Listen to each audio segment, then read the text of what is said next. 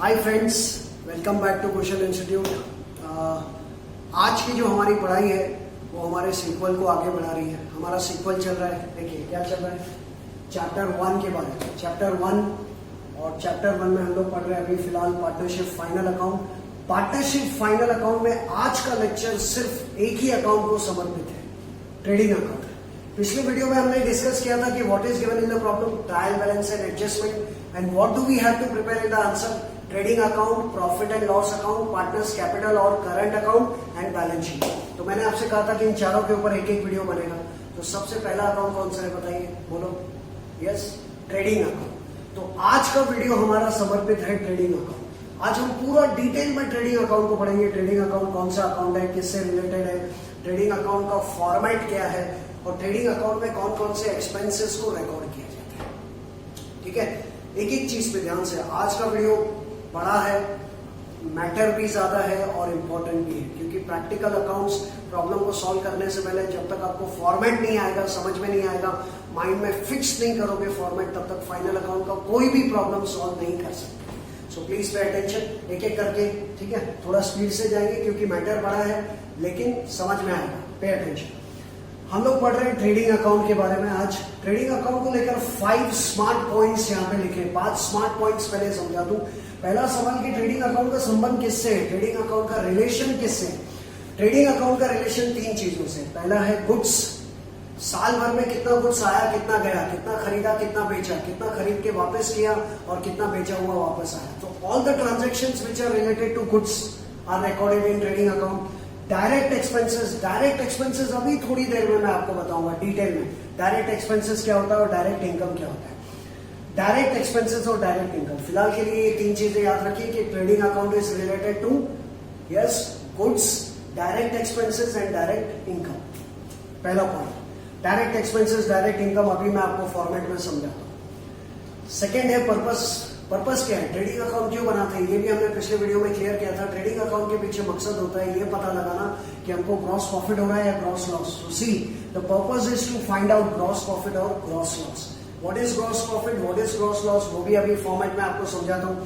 तीसरा ये है कि अकाउंट कौन सा है, ये ट्रेडिंग अकाउंट कौन सा अकाउंट है। Trading account is a nominal account, ये भी हमने डिस्कस किया था। नॉमिनल अकाउंट कैसे हो सकता है, तो नॉमिनल अकाउंट इसलिए क्योंकि उसका पर्पस क्या है। देखिए पर्पस क्या है, to find out gross profit और ग्रॉस लॉस। तो प्रॉफिट और लॉस का जो अकाउंट रहता है वो कौन सा अकाउंट है, नॉमिनल अकाउंट। नॉमिनल अकाउंट का रूल है debit all the expenses and losses, credit all the income and gains. So this account is also related with expenses and losses and incomes and gains. Maybe direct expenses or direct income, लेकिन इसमें expenses और income को बताया जाता है, इसलिए कौन सा अकाउंट है, nominal account. So it's a nominal account. चौथा कि ये स्टेटमेंट है क्या, ट्रेडिंग अकाउंट कोई स्टेटमेंट है अगर पूछा जाए तो yes it is a statement. लेकिन कौन सा स्टेटमेंट, तो स्टेटमेंट का नाम है रेवेन्यू और इनकम स्टेटमेंट। स्टेटमेंट का नाम है रेवेन्यू और इनकम स्टेटमेंट, क्योंकि ये बताता है कि हमारी रेवेन्यू कितनी है, इनकम कितनी है। जो हमारी इनकम को बताता है वो इनकम स्टेटमेंट। इसलिए 2 बात सब लोग ध्यान से दिमाग में फिक्स करो कि ट्रेडिंग अकाउंट है नॉमिनल अकाउंट, और स्टेटमेंट कौन सा है, रेवेन्यू स्टेटमेंट या इनकम स्टेटमेंट।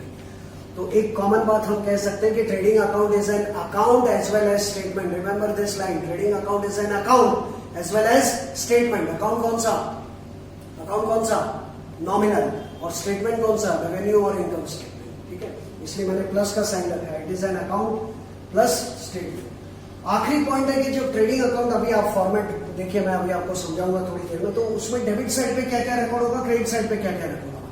तो डेबिट साइड पे 2 बातें रिकॉर्ड होगी। एक तो साल भर में कितना गुड्स आया, देखिए डेबिट साइड पे रिकॉर्ड होगा गुड्स कम्स इन। याद रखिए ट्रेडिंग अकाउंट डेबिट साइड पे रिकॉर्ड होता है गुड्स कम्स इन, जैसे परचेज, और क्रेडिट साइड पे रिकॉर्ड होता है गुड्स गोस आउट, जैसे सेल्स। तो ज्यादातर परचेज डेबिट साइड पे, ज्यादातर क्या, हमेशा परचेज डेबिट साइड पे रिकॉर्ड होता है और सेल्स क्रेडिट साइड पे। So remember debit side is related to goods comes in, credit side related to goods go out. इसके अलावा डेबिट साइड पे रिकॉर्ड होगा डायरेक्ट एक्सपेंसेस, तो क्रेडिट साइड पे रिकॉर्ड होगा direct income. Debit all the expenses and credit all the income. तो इसको summarise कर लो कि डेबिट साइड पे 2 चीजें होगी, गुड्स कम्स इन और डायरेक्ट एक्सपेंसेस, और क्रेडिट साइड पे 2 चीजें होगी, गुड्स गोज आउट और direct income. These are the 5 smart points which you can keep in your mind. They may be asked as an objectives in your board exams. Objective के तौर पे ये सब काम आएगा. Please ध्यान से हर चीज हर पॉइंट को माइंड में बिठा के रखिए. चलिए अब आते हैं फॉर्मेट के ऊपर. ये आपके सामने देखिए ड्रॉ किया हुआ है format of trading account. Trading account भी एक किस्म का लेजर अकाउंट ही है. लेजर अकाउंट जब आप ड्रॉ करते हैं तो उसमें 2 साइड्स होती है. सी दिस साइड आप लोग के हिसाब से कहा जाए तो left side is debit side, right side is credit side. Left side किससे शुरू होता है? डेबिट साइड किससे स्टार्ट होता है? 2 से. और क्रेडिट साइड शुरू होता है बाय से. हम लोग लेजर में आइटम्स को जब ट्रांसफर करते हैं तो उसको कहते हैं पोस्टिंग. क्या बोलते हैं? पोस्टिंग. तो जब पोस्टिंग करेंगे तो ये याद रखेंगे कि डेबिट साइड पे क्या क्या पोस्टिंग होगा, क्रेडिट साइड पे क्या क्या पोस्टिंग होगा. एक एक आइटम डिटेल में समझा रहा हूं, प्लीज पे अटेंशन. पहले डेबिट साइड पे आते हैं. Trading account debit side begins with 2. जब भी आप ट्रेडिंग अकाउंट ड्रॉ करोगे हमेशा याद रखें सबसे पहले डेबिट साइड पे always the first item will be opening stock. First item should be opening stock. Opening stock का मतलब क्या होता है कि जब साल शुरू हुआ तब हमारे फैक्ट्री में या हमारे गोडाउन में या हमारे दुकान में कितना रुपए का सामान पड़ा हुआ है. साल के पहले दिन जो हमारे दुकान में सामान रखा हुआ है बेचने के लिए, जिसको हम पूरे साल में कभी न कभी बेचेंगे, उसको कहेंगे opening stock. So the stock lies in the godown or factory or shop at the beginning of the year is called opening stock. So first item should always be, बोलो, opening stock. उसके नीचे साल भर में और भी तो हम गुड्स खरीद सकते हैं, बोलो, है ना. तो साल भर में और जो गुड्स हम खरीदेंगे वो इसके नीचे आएगा. First item opening stock. Second item 2 purchases. Purchases तो हम लिखते हैं लेकिन एक बार देखा आपने परचेजेस मैंने इनर कॉलम में लिखा है.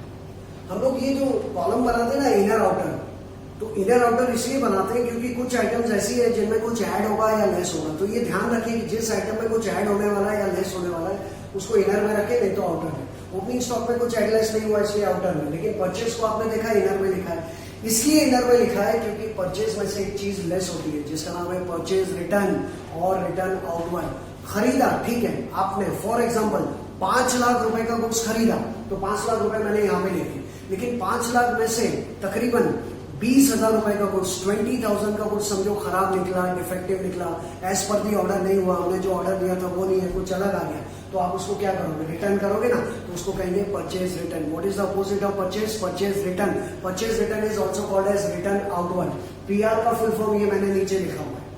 पीआर का फुल फॉर्म है परचेज रिटर्न और पीआर का ही दूसरा नाम है आरओ. आरओ का फुल फॉर्म है return outward. Whether you call it PR और आरओ, दोनों का मतलब ये है कि खरीदा हुआ गुड्स वापस किया, रिटर्न किया. तो खरीदा हुआ गुड्स जब रिटर्न जाता है तो वो खरीदने में से लेस होना चाहिए. So remember first item opening stock, second item purchases, और उसमें से क्या लेस होता है?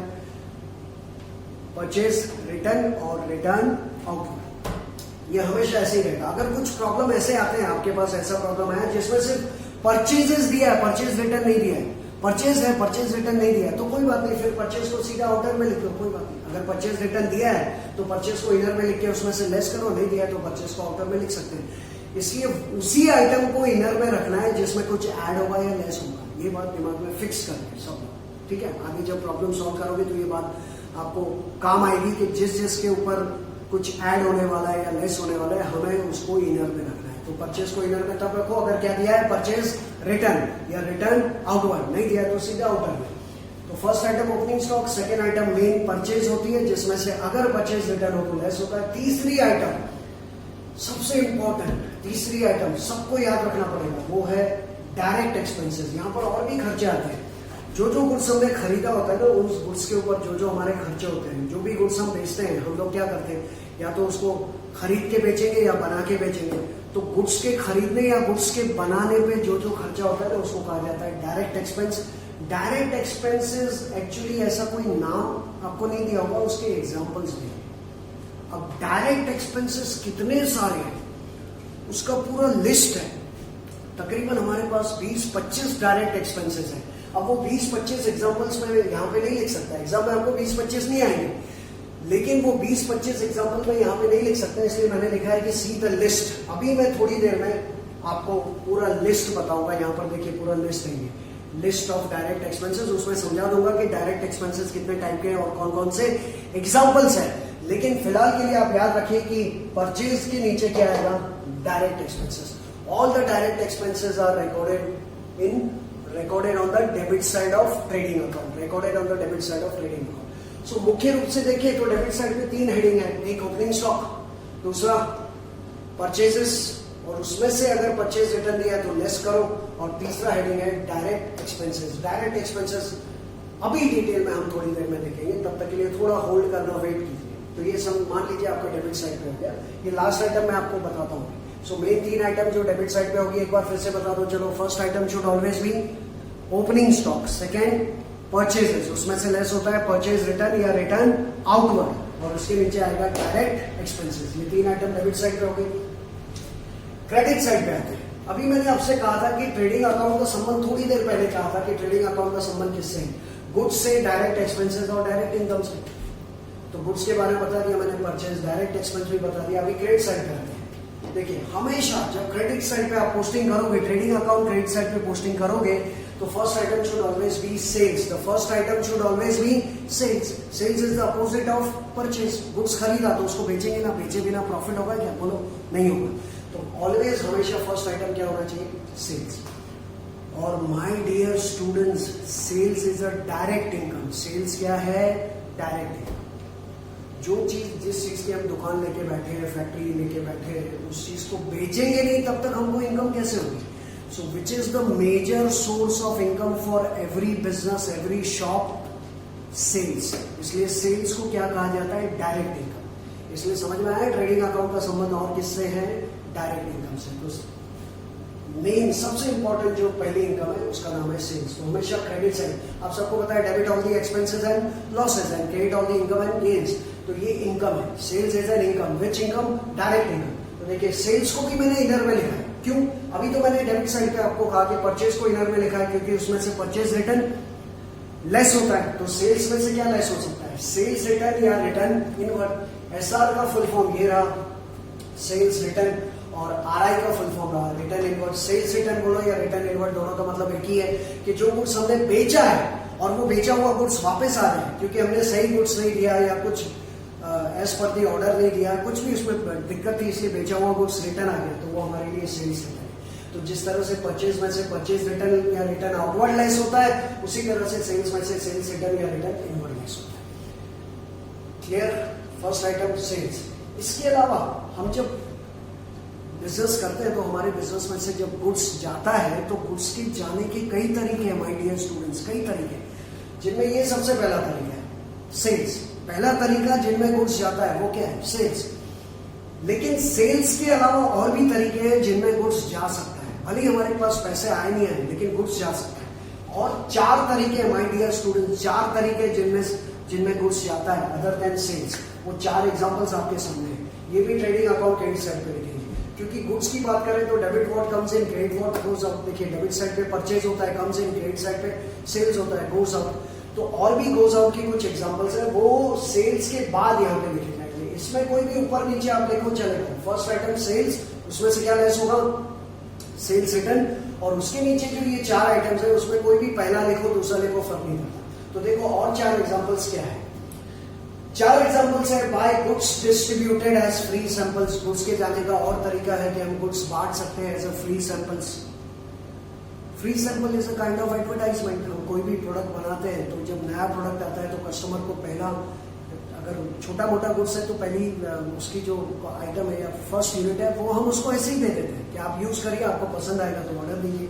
तो जो गुड्स हम बनाते हैं अगर उसका फ्री सैंपल दिया जाए तो उसको कहा जाता है goods distributed as free samples. और जब हम किसी को फ्री सैंपल के तौर पे गुड्स देते हैं तो गुड्स कम्स इन होता है कि गोज आउट? बोलो, गोज आउट. तो इसलिए by goods distributed as free samples भी कहा जाएगा ट्रेडिंग अकाउंट क्रेडिट साइड. इसके अलावा गुड्स डोनेटेड, किसी को डोनेट कर दिया, जरूरतमंद की मदद कर दी आपने. आपके पास नोटबुक्स की दुकान है और किसी कोई स्टूडेंट है जो अंडर प्रिविलेज चाइल्ड है, उनको आपने नोटबुक फ्री में बांटी. It is called goods donated. उसमें भी गुड्स जाएगा. गुड्स लॉस्ट भी हो सकता है. कैसे लॉस्ट हो सकता है? By fire, theft, damage, accident. बहुत सारे कारण हो सकते हैं. मैंने यहाँ पे 2 ही कारण लिखे हैं. By goods lost by fire, accident, etcetera. Etcetera could be theft, चोरी हो सकता है, जल सकता है, एक्सीडेंट होता है, स्पॉइलेज हो सकता है, बारिश में भीग के खराब हो सकता है. तो जब आपका गुड्स खराब होता है तो इसका मतलब गुड्स तो गया ना, उसको तो खराब हुए या चोरी हुआ गुड्स तो हमारे पास है नहीं, so ultimately goods goes out. तीसरा एग्जांपल हो गया, first goods distributed as free samples, second goods donated, तीसरा goods lost by fire, accident etcetera. और एक एग्जांपल, हम ये किसका फाइनल अकाउंट पढ़ रहे हैं बताओ फिर से? Yes, partnership. हम ये पार्टनरशिप का फाइनल अकाउंट पढ़ रहे हैं और पार्टनरशिप में जो मालिक होते हैं वो कौन है? पार्टनर्स। और अगर पार्टनर्स दुकान चला रहे हैं, फैक्ट्री चला रहे हैं, तो वो पार्टनर्स भी कभी कभी उस फैक्ट्री या दुकान में से गुड्स अपने घर पे लेके जाते हैं अपने पर्सनल यूज के लिए। It is called goods withdrawn by partner. See, by goods withdrawn for personal use by partner. अगर आप लोग के माइंड में 11th का FYJC का सोल ट्रेडर का फाइनल अकाउंट है तो आपको डेफिनेटली बहुत आसान लगेगा, क्योंकि ऑलमोस्ट ये का यही है, कोई खास फर्क नहीं है। जो FYJC में आपने ट्रेडिंग अकाउंट बनाया था, सीखा था, वो का वही है। खाली यहाँ पे देखिए एक्स्ट्रा चीज है, by goods withdrawn for personal use by partner. वहां पे क्या था? Goods withdrawn for personal use by sole trader, और यहाँ पे पार्टनर। बाकी all the remaining items are same. Students समझ में आया? तो फर्स्ट आइटम एक बार फिर से सेल्स, उसमें से क्या लेस होता है? सेल्स, रिटर्न या रिटर्न इनवर्ड, और उसके नीचे ये 4 केसेस जिनमें गुड्स जाता है एक एक करके। Goods distributed as free samples, goods donated, then goods lost by fire, theft, damage, accident, whatever, and last में goods withdrawn for personal use by partner। इन चारों में से अगर प्रॉब्लम में दिया है तो लिखो, नहीं तो नहीं। लेकिन सेल्स तो होगा ही, सेल्स के बिना प्रॉब्लम नहीं होगा। हो सकता है ये चारों में से कुछ भी ना दिया हो, लेकिन सेल्स तो होगा, ठीक है। और सेल्स के में से क्या लेस होता है? Sales return. इसके बारे में भी वही बात बोलूंगा कि अगर प्रॉब्लम है सेल्स रिटर्न या रिटर्न इनवर्ड नहीं दिया है तो सेल्स को सीधा भेज दो आउटर। समझे? और देखिए ये लास्ट आइटम, अभी मैंने आपसे कहा था कि डेबिट साइड पे फर्स्ट आइटम क्या होना चाहिए? Opening stock. जिस तरह से डेबिट साइड पे फर्स्ट आइटम हमेशा ओपनिंग स्टॉक होना चाहिए, उसी तरह से क्रेडिट साइड पे लास्ट आइटम होना चाहिए closing stock. Closing stock is the opposite of opening stock. Opening stock मतलब साल के पहले दिन जब दुकान खोली, फैक्ट्री खोली, तो उसमें कितना सामान रखा है। बिल्कुल वैसे ही साल के आखिरी दिन जब दुकान बंद की या फैक्ट्री बंद की तो उसमें कितना सामान रखा है, उसको बोलते हैं closing stock. So opening stock अगर फर्स्ट आइटम है डेबिट साइड में, तो closing stock will be the last item on the credit side. क्योंकि साल भर में हम 100% गुड्स बेच पाए वो जरूरी नहीं है। 99% बेच दिया चलो, तो भी 1% या थोड़ा 0.5% थोड़ा बहुत कुछ ना कुछ तो 31 मार्च को बचेगा। हाँ, ये बात और है कि अगर ऐसा साल है कि हम अपने बिजनेस को पूरा ही बंद कर रहे हैं, बेच बात के सब कुछ बेच के जा रहे हैं, तो शायद क्लोजिंग स्टॉक ना हो, अदरवाइज क्लोजिंग स्टॉक होता ही है। और ये जो क्लोजिंग स्टॉक है ना, ये जब अगले साल का ट्रेडिंग अकाउंट बनाएंगे ना तो उसमें क्या बन जाएगा? Opening stock. इस साल का क्लोजिंग स्टॉक, अगले साल का ओपनिंग स्टॉक। और ये जो आपको ओपनिंग स्टॉक दिख रहा है ना, ये पिछले साल का क्या होगा? Closing stock. ये ध्यान रखना। So debit side first item opening stock and credit side last item closing stock. ये ट्रेडिंग अकाउंट का फॉर्मेट हम लोग सीख रहे हैं, जिनमें एक चीज मुझे सिखानी बाकी है अभी आपको, डायरेक्ट एक्सपेंसेस। अगर उसके एग्जांपल्स माइंड में रख लो तो ये फॉर्मेट क्लियर हो गया। अब मेन चीज है डायरेक्ट एक्सपेंसेस सिखाओ उसके पहले कि इसमें जो क्लोज करके जो बैलेंस आता है, एक्सक्यूज मी, ट्रेडिंग अकाउंट को क्लोज करके जो बैलेंस आता है उसको क्या कहते हैं? अब देख लीजिए फिर से, debit side is expenses and losses, credit side is income and gains. जब आप इसको क्लोज करेंगे तो उसको कहते हैं कास्टिंग। जब टोटल करते हैं ना उसको कहते हैं कास्टिंग। तो समझो क्रेडिट साइड का मैंने टोटल किया, जब क्रेडिट साइड का टोटल करूंगा ना तो ध्यान दीजिएगा 1 2 3 4 5 6 और ये 7, ये जो 7th आइटम है ये नहीं होगी। मतलब याद रखिए कि या तो क्रेडिट साइड का टोटल हैवियर होगा या डेबिट साइड का। तो हम पहला एग्जांपल लेते हैं कि क्रेडिट साइड का टोटल ज्यादा है। क्रेडिट साइड का टोटल ज्यादा है, let's assume 1 lakh 1 lakh 1 lakh 1 lakh 1 lakh and 1 lakh. So 1 2 3 4 5 and 6, what is the total? 6 lakh. तो मैंने यहाँ पे लिखा 6 लाख और उसी 6 लाख को यहाँ पे लिखा, तो 6 lakh is here and 6 lakh is here. इस 6 लाख में से ये 1 2 3 ये तीनों आइटम लेस होगी। क्या लेस होगा? ओपनिंग स्टॉक, परचेज और direct expense. So debit credit side का टोटल आपने लिखा और वही टोटल कहाँ लिखेंगे? Debit side. और उसमें से डेबिट साइड के जो जो आइटम्स है उनका टोटल करके लेस करोगे तो आपको बैलेंस मिलेगा। उस बैलेंस को कहेंगे gross profit. It is called gross profit carried down. So if credit side is heavier then balance will appear on the debit side and that balance is called gross profit। उल्टा ले लेते हैं, अगर debit side heavier है, समझो debit side का total ज्यादा है, इस साइड का टोटल ज्यादा है 1 2 3, अगर इस साइड का टोटल ज्यादा है तो वो यहाँ लिखेंगे और यहाँ लिख के उसी टोटल को यहाँ लिखेंगे और उसमें से ये सब आइटम्स लेस करेंगे तो बैलेंस इधर आएगा। It is called gross loss. देखो एक ही प्रॉब्लम में ग्रॉस प्रॉफिट और ग्रॉस लॉस दोनों नहीं हो सकता। जब हम प्रॉब्लम सॉल्व करेंगे तब बेटर समझ में आएगा। फिलहाल ये ध्यान रखिए कि क्रेडिट साइड का टोटल ज्यादा है और डेबिट साइड का कम है, तो क्रेडिट साइड के टोटल में से डेबिट साइड लेस करोगे तो आपको मिलेगा ग्रॉस प्रॉफिट। और अगर डेबिट साइड का टोटल ज्यादा है और क्रेडिट साइड का कम है तो डेबिट साइड के टोटल में से क्रेडिट साइड का टोटल लेस करोगे तो आपको मिलेगा ग्रॉस लॉस। यानी कि लेफ्ट साइड जो आपको दिखाई देता है वो है ग्रॉस प्रॉफिट और राइट साइड जो दिखाई देता है वो है ग्रॉस लॉस। लेकिन ये ग्रॉस प्रॉफिट और ग्रॉस लॉस को लेकर important fill in the blanks आता है। Important fill in the blanks, ये जो ग्रॉस प्रॉफिट है ये कौन सा बैलेंस है? For example gross profit is a dash balance अगर आपसे पूछा जाए और आपको ऑप्शन दी है कि डेबिट क्रेडिट या शायद ऑप्शन ना भी दी, फिल इन द ब्लैंक्स में कि ग्रॉस प्रॉफिट कौन सा बैलेंस है। आपको दिख रहा है ग्रॉस प्रॉफिट किस तरफ दिख रहा है? डेबिट साइड, इसलिए कौन सा बैलेंस लिख दिया आपने? Debit balance. नहीं, याद रखें कभी भी ग्रॉस प्रॉफिट आपको दिख रहा है डेबिट साइड, लेकिन बैलेंस कौन सा है? देखिए क्रेडिट बैलेंस। क्यों? क्योंकि प्रॉफिट ऑलवेज क्रेडिट होता है, debit only expenses and losses और प्रॉफिट क्रेडिट होता है। सोचेंगे, अगर आप नॉमिनल का रूल माइंड में रखोगे तो समझ में आएगा। Debit only expenses and losses and credit only income and gains, gains यानी प्रॉफिट। क्योंकि ग्रॉस प्रॉफिट प्रॉफिट है तो प्रॉफिट कभी डेबिट कैसे हो सकता है? प्रॉफिट हमेशा क्या होगा? क्रेडिट। इसलिए ग्रॉस प्रॉफिट कौन सा बैलेंस है? Credit balance. और अगर इस तरफ ग्रॉस लॉस आता है तो ग्रॉस लॉस कौन सा बैलेंस होगा? डेबिट, क्योंकि debit only expenses and losses. तो जिस तरफ आपको दिख रहा है वो साइड माइंड में मत रखो, उसका नेचर उसका नेचर माइंड में रखो। ये दिख रहा है आपको डेबिट साइड पे, आप उसको बोलेंगे इट्स अ डेबिट बैलेंस तो रॉन्ग हो जाएगा। डेबिट साइड पे दिख रहा है भले ही, लेकिन ये बैलेंस कौन सा है? Credit balance. और ये दिख रहा है क्रेडिट साइड, लेकिन बैलेंस कौन सा? Debit balance. याद रखो ग्रॉस प्रॉफिट कौन सा बैलेंस? एक बार फिर से, ग्रॉस प्रॉफिट कौन सा बैलेंस? Credit balance. और ग्रॉस लॉस डेबिट बैलेंस। तो इस तरह से ये फॉर्मेट आपका, मैंने आपको जितना ज्यादा हो सकता है जितना फॉर्मेट के बारे में जानकारी दे दी है। अब सिर्फ बचा है एक चीज, और वो एक चीज मैं आपको यहाँ पर डिटेल में बताने जा रहा हूँ। अभी आखिरी पार्ट बाकी है, खत्म नहीं हुआ, और वो है कि डायरेक्ट एक्सपेंसेस कौन कौन से हैं जो यहाँ पर आएंगे। क्योंकि जब हम इसका कास्टिंग करेंगे तो समझो ज्यादातर प्रॉब्लम में क्रेडिट साइड अवेयर होगा, तो क्रेडिट साइड का टोटल लेके यहाँ पे लिखे डेबिट साइड जो जो आइटम्स है उनमें से हम उन सारी आइटम्स को यहाँ से जब लेस करेंगे तब हमको ग्रॉस प्रॉफिट मिलेगा। तो हमको पता तो चलना चाहिए कि कौन कौन से एक्सपेंसेस है जो लेस होते हैं। तो ये अभी हम थर्ड पार्ट में इस तरह, जो जैसे फर्स्ट पार्ट में हमने देख लिया कि ट्रेडिंग अकाउंट के 5 स्मार्ट पॉइंट्स कौन से, दूसरे पार्ट में हमने देखा फॉर्मेट क्या है, और एक ये थर्ड पार्ट है जिसमें हम लोग सीखने जा रहे हैं लिस्ट ऑफ डायरेक्ट एक्सपेंसेस। तो अभी हम समझ लेते हैं पूरा लिस्ट ऑफ डायरेक्ट एक्सपेंसेस। ये लिस्ट ऑफ डायरेक्ट एक्सपेंसेस हम समझे उसके पहले बता दूं, आज का ये जो वीडियो है इसको लेकर आप टेक्स्ट बुक में देखिए page number, government text book, Maharashtra की जो गवर्नमेंट टेक्स्ट बुक है, page number 15 and 16, page number 15-16 पे आप देखोगे तो ये जो भी हम आज वीडियो बना रहे हैं उसके बारे में आपको जानकारी मिल जाएगी। उसमें पूरा ट्रेडिंग अकाउंट का फॉर्मेट है और ये सारे एक्सपेंसेस उसी में डाल के बताएंगे डिटेल। और ट्रेडिंग अकाउंट क्यों बनता है, जो थियरी हमने पढ़ी और कुछ खास इंपॉर्टेंट पोस्टिंग्स को लेकर। सो ये वीडियो देखने के बाद आप गवर्नमेंट टेक्स्ट बुक का पेज नंबर 15 और 16 देखिए, पढ़िए ध्यान से, आपको समझ में आएगा। ठीक है, तो जैसे अभी मैंने कहा था जब फॉर्मेट पढ़ा रहा था तो एक आइटम मैंने एक्सप्लेन करना बाकी रखा था, वो था डायरेक्ट एक्सपेंसेस क्या है। डायरेक्ट एक्सपेंसेस ये है।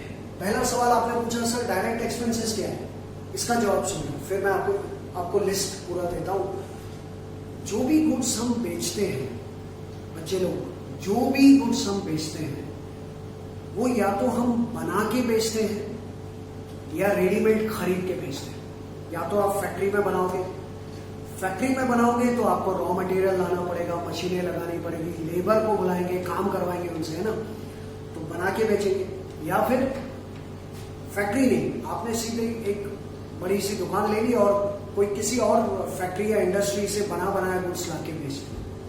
So whatever goods we sell, I repeat, whatever goods we sell is either manufactured by us or purchased by us from others.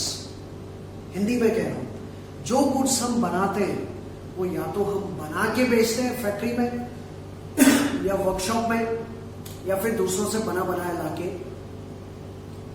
उसमें कुछ ज्यादा हमको झंझट नहीं होता, रेडीमेड ही होता है, सब कुछ पैकिंग वैकिंग करके हमारी दुकान में आता है और हम उसको बेचते हैं। तो या तो हम बना के बेचेंगे या फिर रेडीमेड ला के बेचेंगे। अगर हम बना के बेचेंगे तो बनाने पे खर्चा होगा, तो जब बनाने पे खर्चा होगा तो उसको कहा जाएगा फैक्ट्री एक्सपेंस, क्योंकि फैक्ट्री डालनी पड़ेगी, उसमें वो गुड्स बनेगा। और अगर रेडीमेड लाएंगे, बाहर से बना बनाया लाएंगे तो उस पर भी खर्चा होगा, उसको कहेंगे परचेज एक्सपेंस। तो जो गुड्स हम बना के बेचेंगे उस पर जो खर्चा होगा फैक्ट्री एक्सपेंस में जाएगा, और जो गुड्स हम बना बनाया ला के बेचेंगे उसके ऊपर खर्चा होगा, उसको कहेंगे परचेज एक्सपेंस। तो ये फैक्ट्री एक्सपेंस और परचेज एक्सपेंस दोनों मिलकर बन गया डायरेक्ट एक्सपेंस।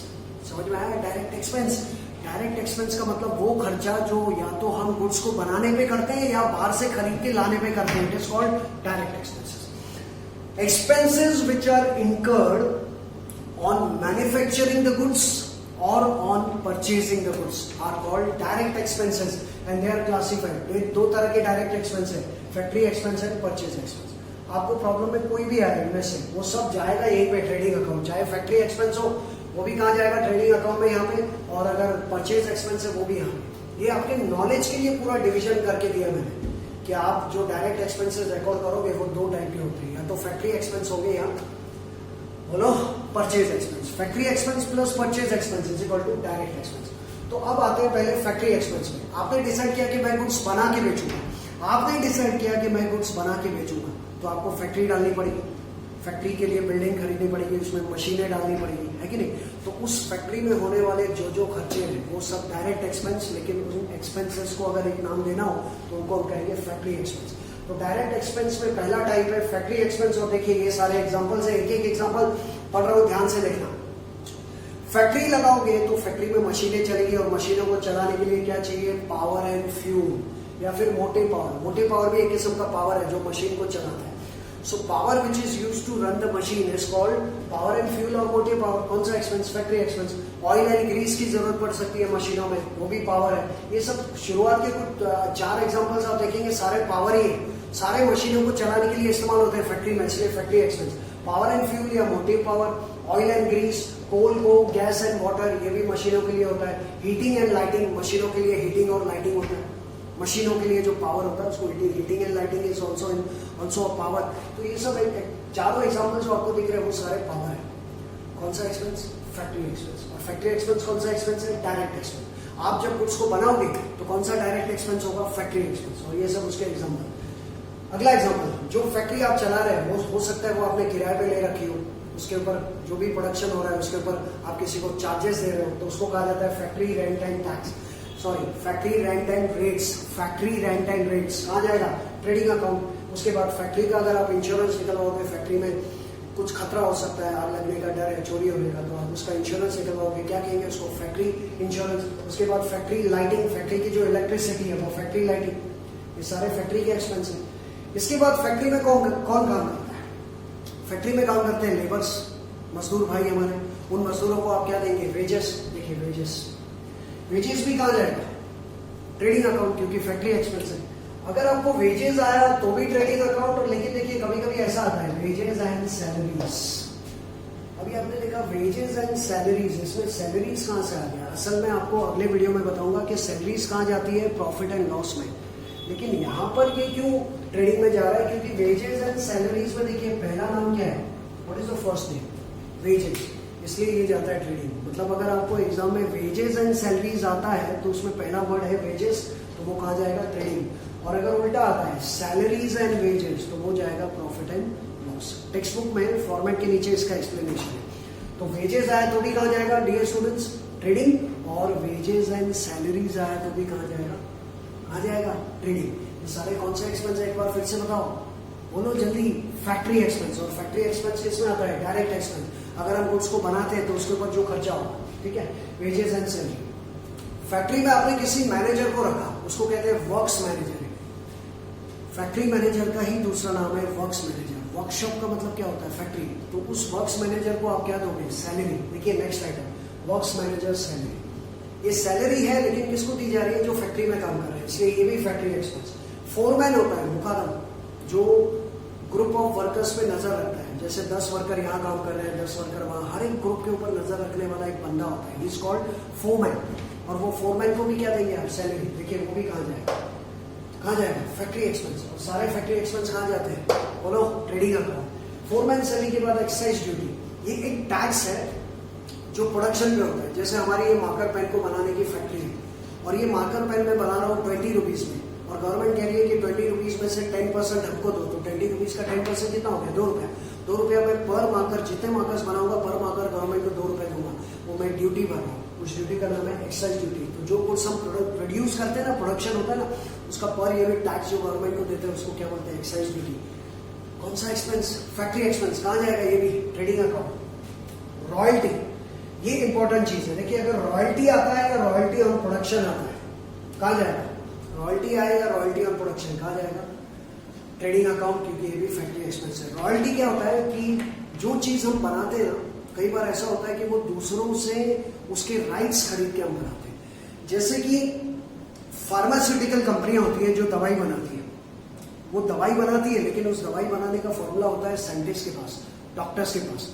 तो हमारी समझो दवाई की कंपनी है और वो दवाई कैसे बनानी है उसका फॉर्मूला हमने किसी डॉक्टर साहब से, किसी साइंटिस्ट से खरीदा, तो हमें उन डॉक्टर साहब को, उन साइंटिस्ट को क्या देनी पड़ेगी? रॉयल्टी। जितनी दवाइयाँ की बॉटल्स ले लो या स्ट्रिप्स ले लो, जो जो हम बनाएंगे पर बॉटल जो भी पैसा आएगा उसका एक हिस्सा उनको देना पड़ेगा, तो उसको रॉयल्टी कहते हैं। या फिर कोई पब्लिशर है, कोई राइटर है, किसी समझो कि हमारी एक प्रेस है जिसमें हम बुक्स छापते हैं और वो बुक किसी और राइटर ने लिखी और वो बुक हम छाप के बेच रहे हैं, तो जितनी बुक्स हम छापेंगे उस बुक का जो भी इनकम का एक हिस्सा है वो हम उस ऑथर को देंगे। बागबान फिल्म आप देखिए अमिताभ बच्चन साहब की, उसमें आपको ये एग्जांपल मिलेगा जिसमें बच्चन साहब नॉवेल लिखते हैं और वो नॉवेल जो है एक पब्लिशर छापते हैं और वो पब्लिशर जब वो नॉवेल बहुत हिट हो जाती है और उनको अच्छा पैसा मिलता है उन पब्लिशर को, तो उस पैसे का एक हिस्सा बच्चन साहब को देते हैं। That is royalty. तो जो जिस चीज का प्रोडक्शन करते हैं उस चीज को बनाने का हक हमें जिनसे मिलता है, पावर, फॉर्मूला, हम उनको बदले में जो पैसा देते हैं, it is called here, it is called royalty. And royalty कौन सा एक्सपेंस हो गया? Factory expense. या फिर रॉयल्टी ऑन प्रोडक्शन, सिर्फ रॉयल्टी आया तो भी फैक्ट्री एक्सपेंस और रॉयल्टी ऑन प्रोडक्शन आया तो भी फैक्ट्री एक्सपेंस। इसके अलावा कुछ एक नई चीजें जो अभी टेक्स्ट बुक में ऐड हुई है, देखिए primary packing charges. Primary packing charges क्या होता है कि फैक्ट्री में बनते बनते ही वो वहीं पे पैक हो जाता है। बहुत सारे अगर आपने टेलीविजन चैनल्स में या कहीं पे वीडियोस देखे हो किसी फैक्ट्री के कि कोई भी चीज बन रही है ऑटोमेटिक मशीनों में, और एक जगह ऐसी आती है कि ऑटोमेटिक वहां पे फोल्डर्स आते हैं या कार्टन्स आते हैं या बॉक्स बनते हैं ऑटोमेटिक, और उन चीजों को उनमें डाल के पैक करके फिर ट्रकों में डाल के बाहर भेजा जाता है। मतलब वो चीज फैक्ट्री के अंदर ही पैक हो जाती है। तो फैक्ट्री में बनने के बाद तुरंत जो पैकिंग होता है ना उसको कहते हैं, क्या कहते हैं? देखिए primary packing charges. It is called, बोलो, प्राइमरी पैकिंग चार्जेस। वो भी कौन सा एक्सपेंस है? Factory expense, primary packing charges. इसके अलावा दो ऐसे वर्ड्स कोई भी आए ना, मैन्युफैक्चरिंग एक्सपेंसेस या प्रोडक्टिव एक्सपेंस, कोई भी एक्सपेंस आपको दिया हो उसके आगे वर्ड हो प्रोडक्टिव या मैन्युफैक्चरिंग। जैसे manufacturing wages, manufacturing salary, manufacturing ये, मैन्युफैक्चरिंग वो, कोई भी अगर उसके आगे मैन्युफैक्चरिंग या प्रोडक्टिव वर्ड है तो ऑब्वियसली वो कौन सा एक्सपेंस है? Factory expense. इसलिए वो फैक्ट्री एक्सपेंस में ही जाएगा। और फैक्ट्री एक्सपेंस कहाँ लिखते हैं हम लोग सारे के सारे? एक बार फिर से बताओ, कहाँ लिखते हैं? ट्रेडिंग अकाउंट में। क्यों? क्योंकि फैक्ट्री एक्सपेंस कौन सा एक्सपेंस है? Direct expense. और डायरेक्ट एक्सपेंस दो टाइप का होता है, फैक्ट्री एक्सपेंस और परचेज एक्सपेंस। तो फैक्ट्री एक्सपेंसेस के एग्जांपल्स हो गए, समझ में आ गया होगा सबको, ठीक है। अब ये लास्ट पार्ट कि डायरेक्ट एक्सपेंस का एक पार्ट तो हो गया फैक्ट्री एक्सपेंस। अभी दूसरा पार्ट देखते हैं कि अगर जो कुछ हम बेचते हैं वो या तो हम बना के बेचते हैं या खरीद के बेचते हैं। बना के बेचेंगे तो ये सब खर्चे हैं, लेकिन खरीद के बेचेंगे तो ये सब खर्चे हैं। हमने सोचा कि हम गुड्स बनाएंगे नहीं, बाहर से लाएंगे, तो उसके ऊपर होने वाले खर्चे, क्या नाम है उसका? देखिए क्या नाम है? Purchase expense. क्या क्या खर्चे? ध्यान देना। हम अगर भारत के बाहर से खरीद के लाते हैं तो उसको कहेंगे इम्पोर्ट। अगर बाहर से लाते हैं या किसी और स्टेट से लाते हैं, किसी और राज्य से लाते हैं, तो सबसे पहले हमको उसका ट्रैवलिंग देना पड़ेगा, उसका भाड़ा देना पड़ेगा। उसका नाम है, देखिए, कैरेज या कैरेज इनवर्ड। तो जो गुड्स बाहर से, दूसरे स्टेट से, दूसरी कंट्री से या दूसरे डिस्ट्रिक्ट से हमारे यहाँ पे आएगा, उसका जो भी चार्जेस लगेगा उसको हम कहेंगे ट्रैवलिंग का, उसको कहेंगे कैरेज या कैरेज इनवर्ड। कैरेज इनवर्ड का मतलब कैरेज ऑन परचेज, गुड्स को खरीदने का जो भाड़ा होता है, it is called carriage on purchase. तो अगर आपको एग्जाम में सिर्फ कैरेज आया तो भी कौन सा एक्सपेंस? Purchase expense. और कैरेज इनवर्ड आया तो भी परचेज एक्सपेंस। और कैरेज के और दो नाम है, कैरेज को आप फ्रेट भी कह सकते हो और कार्टेज भी कह सकते हो। ज्यादातर फ्रेट वर्ड इंटरनेशनल लेवल पे यूज करते हैं, बाकी सब चलता है। अगर शिप में डाल के आप सामान ला रहे हो तो उसको फ्रेट कह सकते हो, ट्रकों में डाल के ला रहे हैं तो उसको कैरेज कह सकते हैं, बट हम उसको एक ही मानते हैं कि जो बाहर से गुड्स हम खरीद के ला रहे हैं उसका जो भाड़ा लगेगा उसको हम कहेंगे कैरेज या फ्रेट या कार्टेज। और अगर उसके आगे इनवर्ड वर्ड नहीं है तो भी वो ट्रेडिंग में जाएगा, और इनवर्ड है तो ट्रेडिंग में जाएगा, क्योंकि इनवर्ड का मतलब होता है परचेज, इनवर्ड का मतलब होता है परचेज मतलब खरीदा। तो हम पढ़ रहे हैं खरीदने के ऊपर होने वाले खर्चे, तो हम कैरेज पे कर सकते हैं, कैरेज, इनवर्ड के, फ्रेट एंड कार्टेज। अगर बाहर से आउट ऑफ इंडिया से खरीदोगे तो उसको कहा जाएगा इम्पोर्ट। तो इम्पोर्ट करोगे तो उसकी ड्यूटी भरनी पड़ेगी। देखिए उसका क्या नाम है, इम्पोर्ट ड्यूटी। इम्पोर्ट ड्यूटी के बाद जब वो कस्टम में आता है तो आपको कस्टम ड्यूटी भरनी पड़ती है। जब तक कस्टम ड्यूटी नहीं भरोगे, हो सकता है कुछ चीजों पे कस्टम ना हो, ड्यूटी फ्री हो, लेकिन ज्यादातर चीजों पे ड्यूटी होती है तो आपको ड्यूटी भरनी पड़ेगी। कस्टम वाले आपको छोड़ेंगे नहीं जब तक उनकी ड्यूटी नहीं भरोगे। तो कस्टम ड्यूटी डॉक पे रखा है, आप ड्यूटी फिलहाल भर नहीं पा रहे हैं, थोड़ा टाइम चाहिए। जब तक आपको टाइम आप ड्यूटी नहीं भरोगे तब तक वो डॉक पे या पोर्ट पे पड़ा रहेगा, उसके भी आपको चार्जेस पे करने पड़ेंगे। देखिए अगला example, dock and port charges. उसके बाद क्लियरिंग चार्जेस, कस्टम वालों से गुड्स को छुड़ाना। बाहर से जब गुड्स आता है और कहीं पे फंस जाता है, अटक जाता है इंक्वायरी में, तो आप उसको छुड़वाने के लिए किसी एजेंट को पकड़ते हो या खुद उसको छुड़वाते हो तो उसका आपको चार्जेस लगेगा, उसका नाम है क्लियरिंग चार्जेस। ये सारे खर्चे हम लोग कर रहे हैं डियर स्टूडेंट्स उन गुड्स पे जो हमने बाहर से खरीदा, आउट ऑफ इंडिया से खरीदा या इंडिया के अंदर से खरीदा। ये सब खर्चे होते हैं, इनका नाम है परचेज एक्सपेंस। क्लियरिंग चार्जेस के अलावा ट्रांजिट इंश्योरेंस, जब गुड्स शिप में या ट्रक में इधर से उधर घूम रहा होता है तो खतरा, एक्सीडेंट हो सकता है, जहाज डूब सकता है या ट्रक का एक्सीडेंट हो सकता है, तो उसका इंश्योरेंस निकलवाते हैं, उसको बोलते हैं ट्रांजिट इंश्योरेंस। ऑक्टर ड्यूटी, जब दूसरे स्टेट से, जैसे हम लोग महाराष्ट्र में, अगर गुजरात से महाराष्ट्र में गुड्स आएगा या समझो किसी और डिस्ट्रिक्ट से, समझो थाने से मुंबई डिस्ट्रिक्ट में गुड्स आएगा तो चेक पोस्ट पे उसकी ड्यूटी लगती है, उसका नाम है ऑक्टर ड्यूटी। अल्टीमेटली 100 बात की एक बात कि बाहर से गुड्स आ रहा है उसके ऊपर ये सब हमारा खर्चा हो रहा है, इसलिए कौन सा एक्सपेंस है ये, परचेज एक्सपेंस। और परचेज एक्सपेंस कौन सा एक्सपेंस है, डायरेक्ट एक्सपेंस। ये सब एग्जाम्पल्स है। टोल टैक्स काफी कॉमन है, आपने कई जगह पे टोल दिया होगा। सामान जब लाओगे बाहर से ट्रक में डाल के तो जहां टोल नाका आएगा वहां पे यू हैव टू पे टोल टैक्स। टोल टैक्स के अलावा देखिए लैंडिंग चार्जेस। लैंडिंग चार्जेस क्या होता है, ट्रक से या शिप से सामान को उतारना। लैंडिंग चार्जेस का और एक नाम है, देखिए अनलोडिंग चार्जेस। अगर आपने ट्रक में या टैक्सी में या शिप में सामान रखा है तो आप उसको उतारोगे ना, कब उतारोगे, जब आप खरीदोगे। कि आपने ट्रक भर के अपने दुकान के बाहर सामान मंगाया और फिर ट्रक वाले को क्या कहोगे, हाँ भाई ये सब सामान हमारे दुकान में उतारो, तो उसको अनलोडिंग कहते हैं या लैंडिंग कहते हैं। तो उसका जो पैसा होगा वो भी कौन सा एक्सपेंस है, purchase expense, direct expense. Landing charges, unloading charges. इसके अलावा इनवर्ड एक्सपेंस है। मैंने अभी यहाँ पे कहा ना कि कोई भी ऐसा एक्सपेंस है जिसके आगे प्रोडक्टिव या मैन्युफैक्चरिंग वर्ड है तो वो फैक्ट्री एक्सपेंस है। तो वैसे कोई भी ऐसा एक्सपेंस है जिसके आगे वर्ड हो इनवर्ड, तो इनवर्ड का मतलब क्या होता है, परचेज। कोई भी इनवर्ड एक्सपेंस, कौन सा एक्सपेंस, परचेज एक्सपेंस। और देखिए और एक रॉयल्टी है, रॉयल्टी ऑन परचेज। अभी मैंने यहाँ पे बताया था रॉयल्टी या रॉयल्टी ऑन प्रोडक्शन और रॉयल्टी ऑन परचेज। चाहे रॉयल्टी ऑन प्रोडक्शन हो या रॉयल्टी ऑन परचेज, जाएगा कहाँ में, वो कहाँ पे जाएगा, ट्रेडिंग अकाउंट में।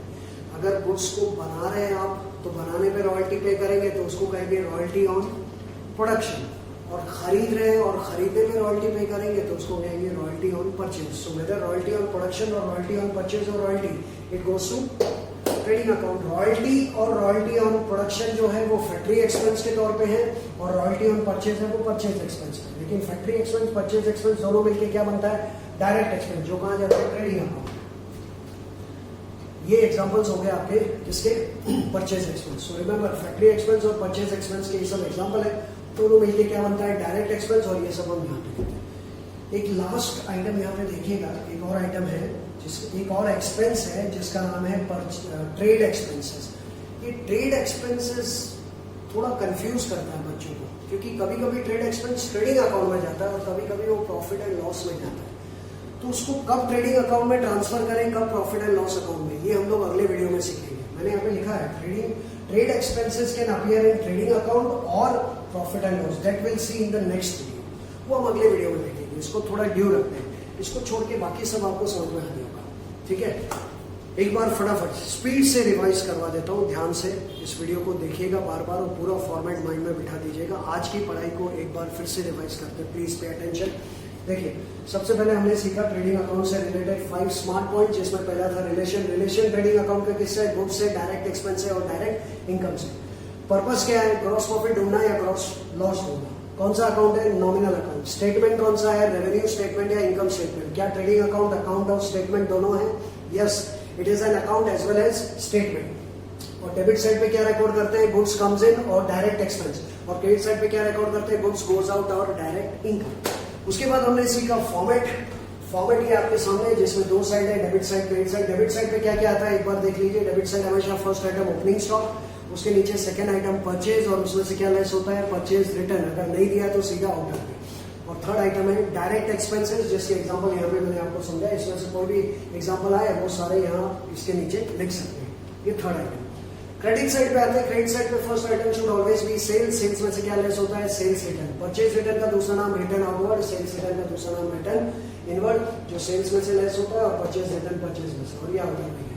ये जो आउटर में परचेज होता है उसको नेट परचेज कहते हैं, और आउटर में जो सेल्स होता है उसको नेट सेल्स कहते हैं। सेल्स के नीचे चार किस्से जिनमें गुड्स जाता है। कौन से चार किस्से, जैसे goods distributed as free samples, goods donated, goods lost by fire, theft, damage, accidents, etc. and goods withdrawn by partner for personal use। अगर इन चारों में से कुछ भी आया वो भी ट्रेडिंग अकाउंट क्रेडिट साइड पे आएगा।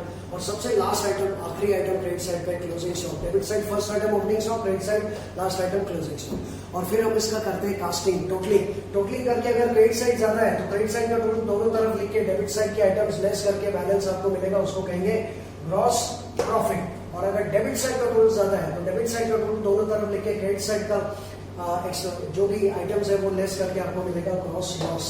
याद रखें कि ग्रॉस प्रॉफिट दिख रहा है डेबिट साइड पे, लेकिन बैलेंस कौन सा है, क्रेडिट। और ग्रॉस लॉस दिख रहा है क्रेडिट साइड पे, लेकिन बैलेंस कौन सा है, डेबिट बैलेंस। ऑब्जेक्टिव में आता है debit balance in trading account is called gross loss and credit balance in trading account is called gross profit. Remember, text book में दिए। और ये कुछ फुल फॉर्म है, पीआर मतलब परचेज रिटर्न, और आरओ मतलब रिटर्न आउटवर्ड, एसआर मतलब सेल्स रिटर्न, और आरआई मतलब रिटर्न इनवर्ड। और सबसे आखिर में ये एग्जांपल डायरेक्ट एक्सपेंसेस के। डायरेक्ट एक्सपेंसेस दो तरह के होते हैं, factory expense and purchase expense. Factory हो या परचेज, जाते हैं सब कहाँ पे है, ट्रेडिंग अकाउंट डेबिट साइड। ये सब डायरेक्ट एक्सपेंसेस के एग्जांपल, डायरेक्ट एक्सपेंसेस और फैक्ट्री एक्सपेंसेस के एग्जांपल, और ये सारे परचेज एक्सपेंस के। फैक्ट्री एक्सपेंस के एग्जांपल है power and fuel, oil and grease, coal, coke, gas. ये सब एग्जांपल्स मैं पढ़ूंगा नहीं आप लोगों के लिए, ये आप लोग को देख लीजिए और डिटेल में समझ लीजिए। टेक्स्ट बुक में ये सारे के सारे एग्जांपल्स दिए। तो ये सारे के सारे फैक्ट्री एक्सपेंसेस है, और ये सारे के सारे परचेज एक्सपेंस है। और फैक्ट्री एक्सपेंस परचेज एक्सपेंस मिलकर बनता है डायरेक्ट एक्सपेंस। ठीक है, और एक एक्सपेंस बचा है ट्रेड एक्सपेंस, जिसके बारे में हम डिस्कस करेंगे अगले वीडियो में, जो होगा प्रॉफिट एंड लॉस अकाउंट के बारे में। ठीक है, ये वीडियो थोड़ा बड़ा बना क्योंकि सीखना भी थोड़ा ज्यादा था, बड़ी चीजें सीखनी अभी, इसलिए टाइम थोड़ा ज्यादा लगेगा। ठीक है, तो इस आज के वीडियो को ध्यान से देखिए, और टेक्स्ट बुक का पेज नंबर 15-16 ध्यान से पढ़िए, और जो भी डाउट्स है आपके टेक्स्ट बुक से और इन वीडियोस की मदद से क्लियर हो जाएंगे। ठीक है, अगला वीडियो बनने तक पिछले वीडियोस देखते रहिए, अपने डाउट्स को क्लियर कीजिए, अपना बेस स्ट्रॉन्ग बनाइए। ठीक है, अपने आप को स्वस्थ रखें, सुरक्षित रखें, और तब तक के लिए, अगले वीडियो तक के लिए, थैंक यू फॉर वॉचिंग।